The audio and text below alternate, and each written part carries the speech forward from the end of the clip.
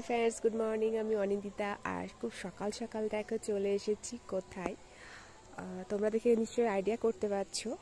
আর দেখো আমি সকাল সকাল চলে এসেছি আমাদের ক্লাবের মন্দির প্রাঙ্গণে। অ্যাকচুয়ালি আমি আমার বাড়ি থেকে যে গাছগুলো তুলে ফেলেছিলাম সেইগুলো মন্দিরে লাগাতে বলেছি, কারণ গাছ জিনিস মায়ার জিনিস অনেক যত্ন করে করেছিলাম।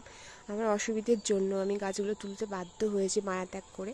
তো সেগুলো না ফেলে আমি ভাবলাম যে মন্দিরে তো আমাদের মন্দির প্রাঙ্গণ তো অনেকটাই বড়, তাই ভাবলাম লাগিয়ে গাছগুলোকে পুরো মন্দিরে শিফট করে দিয়েছি। তো তোমরা অবশ্যই দেখাবো। তো আমাদের মন্দির তো তোমরা আগেও দেখেছো। আর যেহেতু চাবি আমাদের কাছে থাকে, আর আরেকটা চাবি করা হয়েছে অসুবিধার জন্য, আমরা তো সবসময় বাড়িতে থাকবো না, তার জন্য আরেকটা চাবি করা হয়েছে। তো আমার হাজব্যান্ড প্রতিদিন সকালবেলাতে এসে মন্দিরের যে মেন গেট তার তালাটা খুলে দিয়ে যায়। আর এটা এখনো খোলেনি। তা আজকে আমার খুব ইচ্ছে ছিল, কদিন থেকে ভাবছি আসবো, বাট আর আশা হয়ে ওঠে না। তো আজকে বললাম তুমি যখন যাবে তখন আমি তোমার সঙ্গে যাব। দেখো চলে এসেছি আমাদের শিব মন্দিরে। ওম নমঃ শিবায়। তা তোমাদের সকাল সকাল দর্শন করিয়ে দিলাম বাবা ভোলেনাথের। আর বাইরে প্রচুর ঠান্ডা দিচ্ছে, ঠান্ডাও লাগছে, বাট ওই একটু কিছু জড়িয়ে চলে এসেছি আর কি। এই টাইমে আমি এখন বাইরে বেরোই না, কারণ ঠান্ডা প্রচুর বেড়ে গেছে বলে আমাকে ডাক্তার এমনিতেও বারণ করেছে।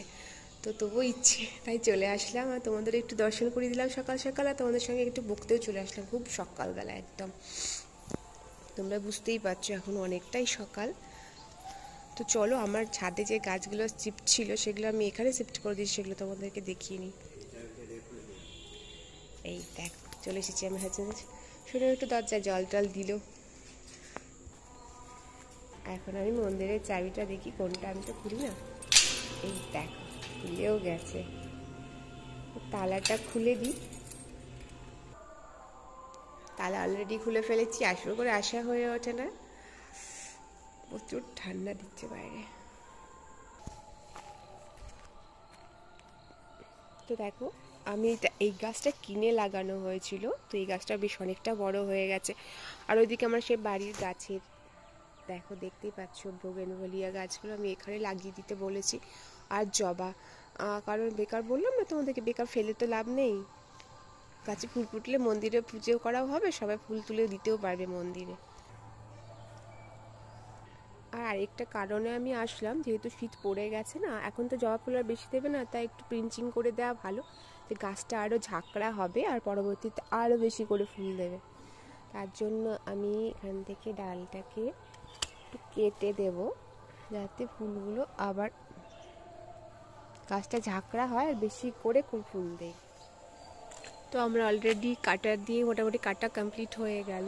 আর এখন চলে যাবো একদম বাড়ি গিয়ে একদম ফ্রেশ হয়নি, মর্নিংয়ে উঠে চেঞ্জ করে চলে এসেছি।